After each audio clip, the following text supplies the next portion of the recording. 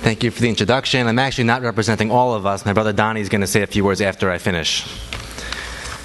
First of all, it's nice to be back here and see so many family and friends. It's always nice to come home, so I appreciate the chance to speak to everybody.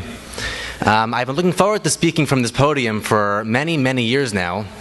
I vividly recall about 15 years ago having a conversation with my parents regarding my future bar mitzvah and the associated speaking requirement. And when discussing the plans, my parents told me pretty confidently, "Don't worry, by the time you're 13, the new shul will be long built."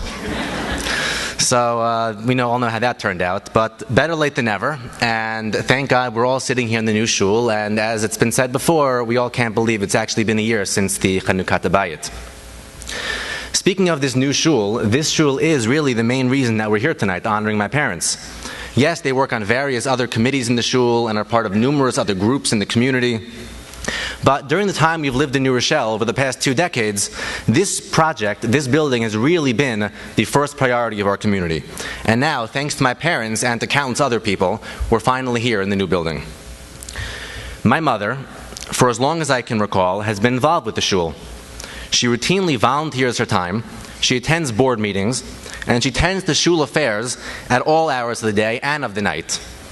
Not a day goes by that someone doesn't call her or email her asking for her expert opinion on some matter, usually involving the shul, and she always gives good advice. She has an amazing ability to always find a viable solution to any problem and to arbitrate fairly in any and every dispute. Her influence and her insights have touched nearly every facet of this building and of this community. Chazal teaches the importance of making sure that in every community, the shul is the centerpiece and the highlight of the community, and is nicer and more glorious than any other home or building. My mother, through her constant, tireless work over the past 2 decades, oftentimes leaving little or no time tending to her own needs, has really done her part to make sure that this shul is the crowning achievement of our community. My father has also spent many hours working for the shul, although in a somewhat different capacity. For years, he was the photographer. His camera covered shul events, his pictures populated the shul walls, and his videos entertained us at shul dinners, including tonight's. These services provided not only memories, but also inspiration, as his tireless efforts to photograph and document the construction of this building in its formative stages provided us with inspiration and kept us up to date on its progress and made us feel as if things were moving even during the times that they really weren't. In addition, this past year, he began working on the commemorative book from the dedication 1 year ago, and the hours that have been put into that book are really unimaginable. A few years ago, I visited Poland as part of a heritage tour, and we saw many old Polish shuls. The one thing that stood out in my mind was the beauty and the splendor of those shuls. The artwork, the colors, and the architecture really gave those shuls a royal, majestic, regal feel.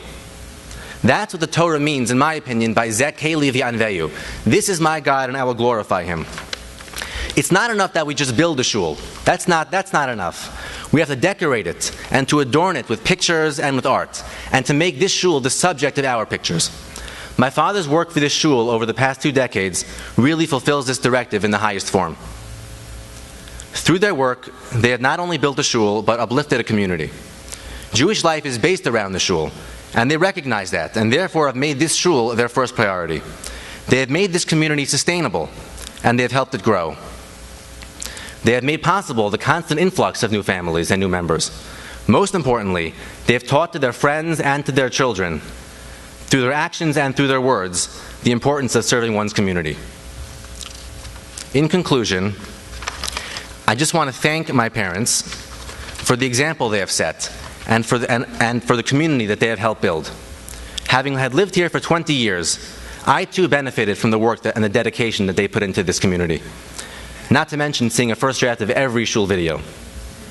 Mazel tov to them on this special occasion, and may they have the opportunity to continue this important work for many, many more years. Mazel tov.